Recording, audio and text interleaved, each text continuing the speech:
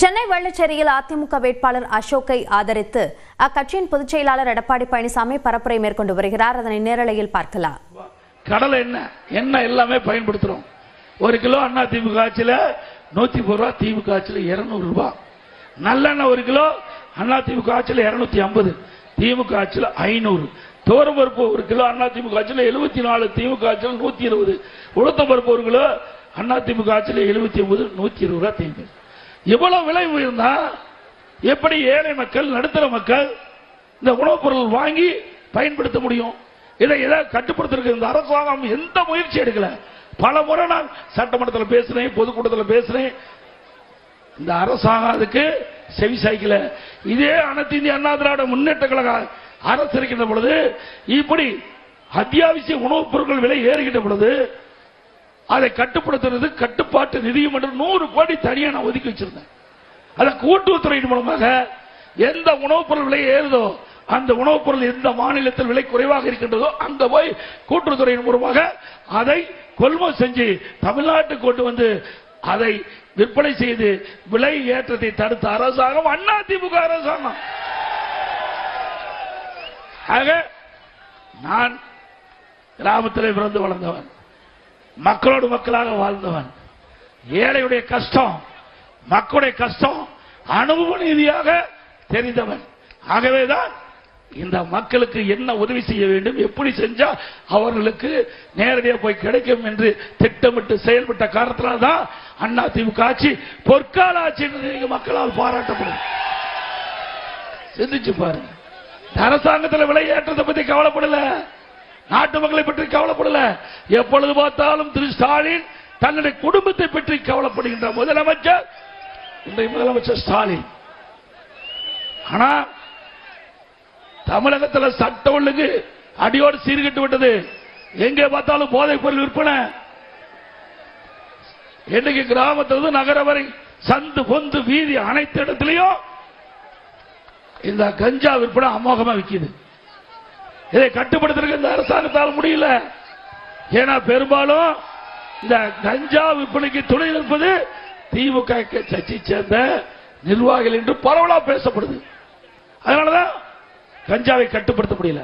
ஒரு டிஜிபி இருந்தார், அவர் நான் குறிப்பிட்டதை நிறைவேற்றணும்னு நினைச்சு அவர் அறிவிப்பிட்டார். இந்த கஞ்சா தமிழகத்தில் விற்பனை தடுப்பதற்கு 2.0 போட்டார், 3.0 போட்டார், 4.0 போட்டார். கடைசியில் ஓ போட்டு ரிட்டையர் ஆயிட்டார். ஏன்னா எல்லாம் திமுக காரன் துணை இருக்கும்போது எப்படி போய் இந்த கஞ்சா விற்பனை தடுக்க முடியும்? ஆக இந்த ஆட்சி இருக்கின்ற வரை கஞ்சாவை தடுக்க முடியாது விற்பனையை. அதிமுக ஆட்சி மறந்தவுடனே 3 மாதத்தில் தமிழகத்தில் கஞ்சா என்ற போதைப் பொருள் முழுவதுமாக அறவாக ஒழிக்கப்படும். சட்டத்தின் ஆட்சி நடத்தும். அதிமுக ஆட்சியில் அப்படித்தான் நடந்தது. அதனாலதான் போதைப் பொருள் இல்லாத ஒரு மாநிலமா நான் பார்க்க முடிஞ்சது.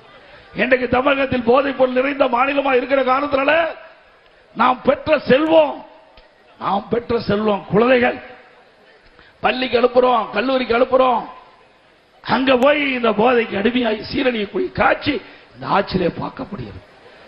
இன்றைக்கு சட்டமன்றத்தில் காவல்துறை மானிய கோரிக்கை வந்த பொழுது முதலமைச்சருடைய டிபார்ட்மெண்ட் அவர் இந்த கொள்கை குறிப்பில் தெரிவிச்சிருந்தார். 2022 23 நான் கருதுறேன். பக்கம் 20 2வது பரவாயில்ல சொன்னார். பள்ளிக்கரியில கல்லூரிக்கரியில 2348 பேர் கஞ்சா விற்றதாக கண்டுபிடிக்கப்பட்டது. அப்படின்னா கைது பண்ணவங்க 148 பேர், கண்டுபிடிக்கின்றவங்க 2348, கைது செய்யப்பட்ட 148. அப்படின்னா மற்றவர்கள் யாரு? திமுக காரர். அவர் எங்க போய் கஞ்சா ஒழிக்க முடியும்? இப்படிப்பட்ட சட்ட ஒழுங்கு சீர்குலைவு ஆட்சி, மக்களோட ஆட்சி, மக்களுக்கு எந்த நன்மையும் கிடைக்காத ஆட்சி. இந்த ஆட்சி பொறுத்த வரைக்கும் திரு கருணாநிதி அவர்களும் தான் சரி, திரு ஸ்டாலின் தான் சரி, குடும்ப ஆட்சி நடந்துகிட்டு இருக்கு. 4 அதிகார மையம். ஒரு முதலமைச்சர் தாக்கு பிடிக்க முடியல. திரு ஸ்டாலின் ஒரு முதலமைச்சர், உதயநிதி ஸ்டாலின் ஒரு பக்கம் அதிகாரம், சபரீசன் ஒரு பக்கம், 10க்கு துர்காமாவும் வந்துட்டாங்க. 4 பேர் தமிழகத்தை ஆட்டி படுத்தி கொடுக்கிறார்கள். எப்படி அதிகார மையங்கள் ஆட்டி படுத்தி கொண்டிருக்கிற காரணத்தினால்தான் இன்னைக்கு மக்களுக்கு இப்படிப்பட்ட துன்பங்கள் நிகழ்ந்து கொண்டிருக்கிறது என்பதை நாம் எண்ணி பார்த்து வருகின்ற சட்டமன்ற தேர்தல் உங்களுடைய தேர்தல், மக்களுடைய தேர்தல். பொன்மனச்செம்மல் புரட்சித் தலைவர் எம்ஜிஆர் ஏழைகளுக்காக தோற்றுவித்த கட்சி, மக்களுக்காக தோற்றுவித்த கட்சி. அவர் இருக்கின்ற வரை தமிழகம் ஒரு சொர்க்க பூமியாக மக்களுக்கு தேவையான திட்டங்கள் உடனுக்குடன் கிடைச்சது. அவருடைய மறைவுக்கு பிறகு எவ்வளவு போராட்டத்துக்கு இடையிலே மாண்புமிகு புரட்சித் தலைவி அம்மாவர் அந்த பொறுப்பை ஏற்று அந்த இன்னலுக்கும் இடையிலும் தன் உடலை கூட பொருட்படுத்தாமல் நாட்டு மக்களுக்கு தன்னையே அர்ப்பணித்துக் கொண்டு மிக சிறப்பான ஆட்சி கொடுத்த தலைவர் இருவரு தலைவர்கள், புரட்சித் தலைவர் எம்ஜிஆர், புரட்சித் தலைவர். இருவரு தலைவருடைய வழியிலே அம்மாவுடைய அரசு செயல்பட்டது. எவ்வளவோ பிரச்சனை இடையில வறட்சி ஒரு பக்கம், புயல் வெள்ளம் ஒரு பக்கம், கொரோனா ஒரு பக்கம், இதையெல்லாம் சமாளித்து இந்தியாவிலேயே திறமையான ஆட்சி தமிழ்நாட்டில் நடைபெற்றது என்ற பெயர் வருகின்ற அளவுக்கு திறம்பட ஆட்சி கொடுத்தோம். ஆக இப்படி ஒரு நல்ல ஆட்சி வேண்டும் தமிழகத்தை மலர நம்முடைய வேளச்சேரி சட்டமன்றத்திலே நம்முடைய அனைத்து இந்திய அண்ணா திராவிட முன்னேற்ற கழகம் தேசிய ஜனநாயக கூட்டணியின் சார்பாக போட்டியிடுகின்ற வெற்றி வேட்பாளர் அறிவிச்ச அசோக் அவர்களுக்கு இரட்டை சின்னத்திலே வாக்களிங்க. நம்முடைய சின்னம் புரட்சித் தலைவர் எம்ஜிஆர் சின்னம், அம்மாவின் சின்னம், மக்களின் சின்னம், ஏழையின் சின்னம், தொழிலாளியின் சின்னம், வெற்றி சின்னம். வாக்களிப்பு இரட்டலைக்கு.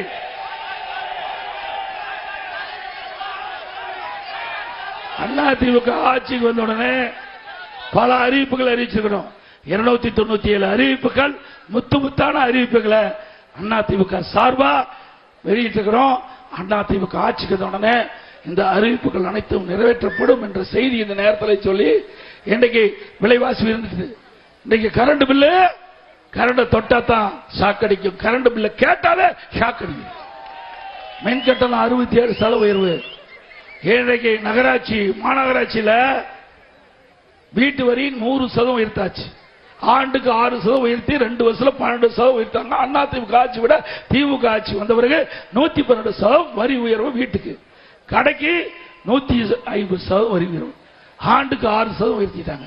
குடி வரி உயர்வு, குப்பைக்கு வரி, இப்படி மக்கள் மீது வாட்டி வதைக்கின்ற அரசு திமுக அரசு. ஒரு பக்கம் உணவுப்பொருள் விலை உயர்வு, மறுபக்கம் வரி உயர்வு. இதனால் மக்கள் படு துன்பத்துக்கு ஆளானாங்க. அதிலிருந்து அவர்களை மீட்டெடுப்பதற்காக அதிமுக அரசு வந்தவுடனே எல்லா குடும்ப அட்டைக்கும் அவருடைய குடும்ப தலைவின் பேரிலே நேரடியாக வங்கியிலே 10,000 ரூபாய் சிறப்பு தொகை வாங்கப்படும். சிறப்பு உதவி தொகை அவர் வங்கி கணக்கிலே செலுத்தப்படும். அதே போல ஒவ்வொரு மாதமும் அதிமுக ஆட்சி பண்ண உடனே குடும்ப தலைவரின் பேரில் வங்கியில 2,000 ரூபாய் செலுத்தப்படும்.